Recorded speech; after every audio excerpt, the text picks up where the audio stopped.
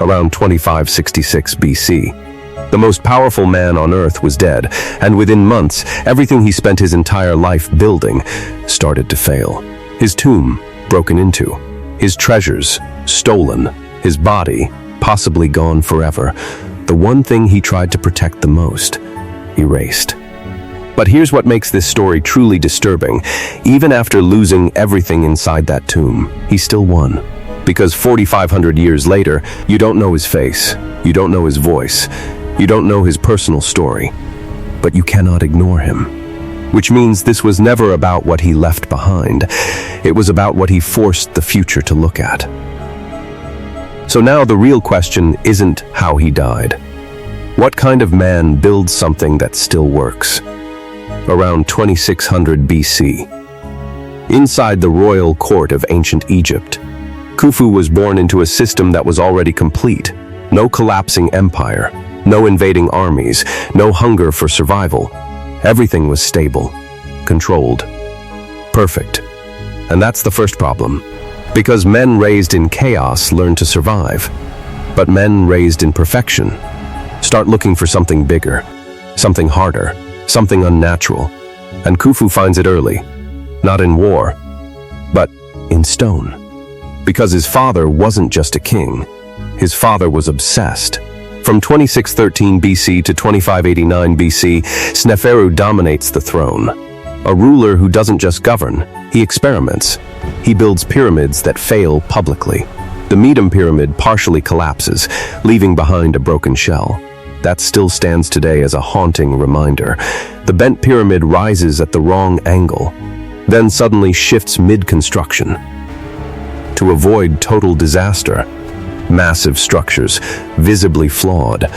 Imagine seeing that as a child, a king, making mistakes on a scale no one can hide. But here's what matters. He doesn't stop. He studies, he adjusts, he builds again. And slowly, he gets closer to perfection. And Khufu watches all of it, which means he grows up with a dangerous belief. Limits don't exist, only failed attempts. What happens when a child learns that even reality can be corrected? What kind of mind does that create? And his mother, Hetefir's eye, is just as important. Not for construction, but for power. Her lineage strengthens his claim. Her presence stabilizes his future. Because in Egypt, being king is not enough. You must be seen as divine, chosen, unquestionable. And Khufu grows up surrounded by that idea. Not that he might rule, but he was meant to. Now combine that with a father who refuses limits, and something forms inside him. Not ambition, not confidence, but inevitability. He doesn't think he might become great. He believes he has to. And that belief is what makes him dangerous. By 2590 BC, Khufu was 22, a young man shaped by observation, inevitability, and the weight of destiny. Khufu married several queens, but Meritites first and Hanutzen. Their union was pure power. They gave him children, including his heir Khafre, who would continue the bloodline and build in his shadow. This was not love. This was strategy against time. In 2589 BC, Khufu becomes king, and nothing challenges him. No rebellion, no war, no instability, just a perfect system handed to him. But that creates a new kind of pressure. If everything is already working, how do you prove you matter? Not to your people, to time itself. So Khufu launches military expeditions and trade fleets. Armies crush Sinai for copper and turquoise. Ships raid Byblos for cedar wood. This is not endless conquest. This is fuel for eternity. Resources flood in, power solidifies. And then, a decision was made.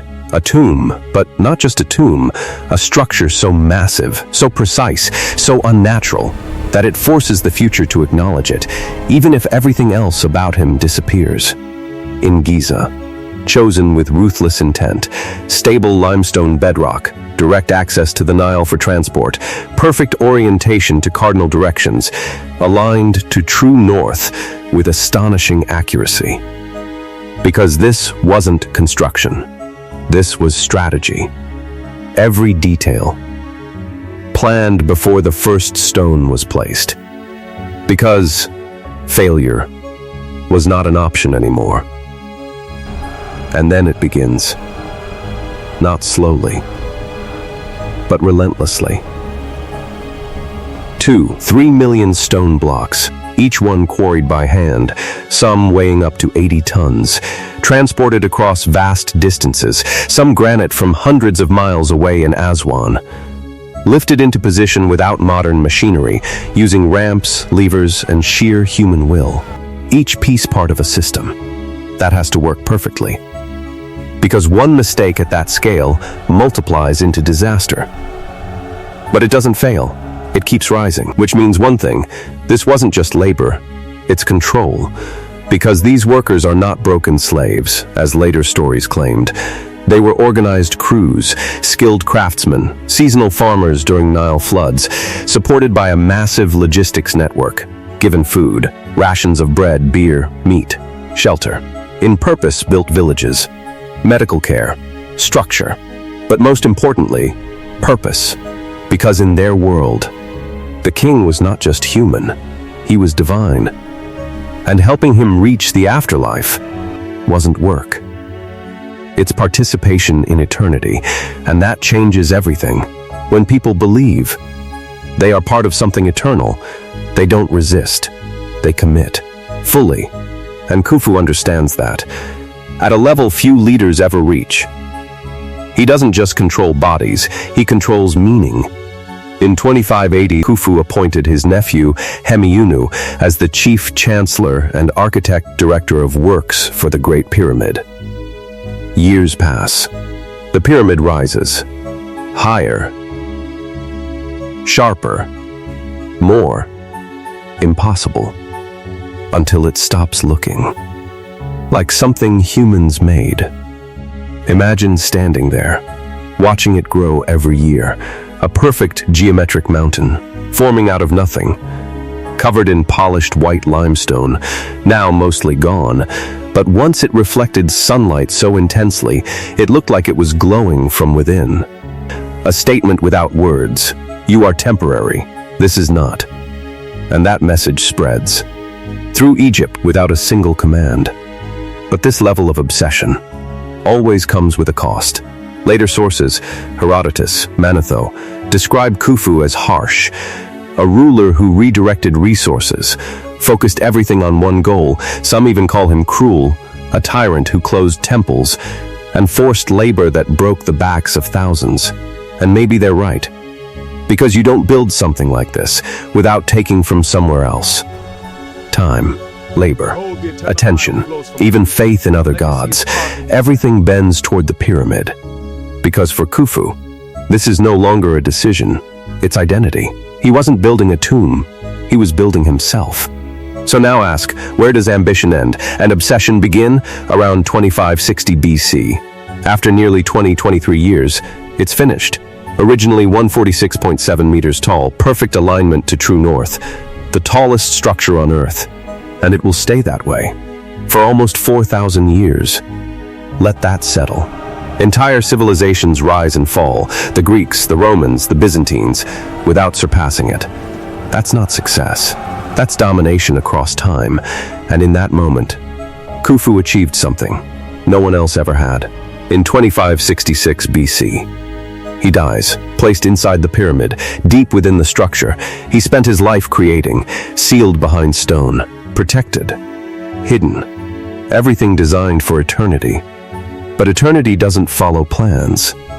At some point, likely within centuries, the pyramid was entered, looted, stripped, everything inside, gone, gold, artifacts, possibly even his body, vanished, which means the one thing he tried to preserve didn't survive.